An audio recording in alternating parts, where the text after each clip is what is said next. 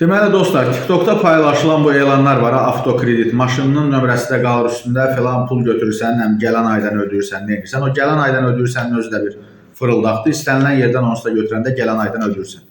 Deməli bunlardan birinə, elə ən məşhuruna zəng elədim, maraq üçün, sırf jurnalist marağı. Və verilən cavabı, indi səs yazısı var, ona heç burada təqdim eləməyə məsləhət görmürəm.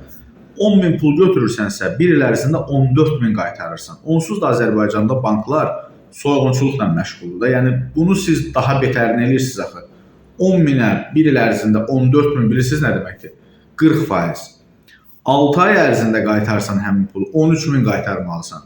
Yəni bu işləri hansısa bir qurum nəzarət edirmi və yaxud da doğrudanmı qanun belədir? Qanun onsuz da banklar bizi soyur belə deyək. Amma siz banklardan da betərsiniz kişi. Və heç bir insan, heç bir oğlan kefindən gedib o maşının girov qoyub o pulu götürmür. Yəni mütləq ki, böyük bir sıxıntısı var ki, belə bir addım atır da, düzdürmü? Bu sıxıntıya düşmüş adamı siz də orada əsirə, girova çevirirsiniz.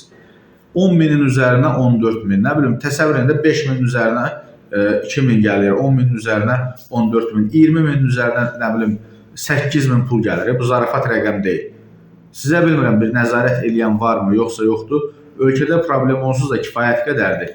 İnsanlar banklardan iyrənirlər, beziblər. Siz də bu prosesi biraz da sürətlendirirsiniz.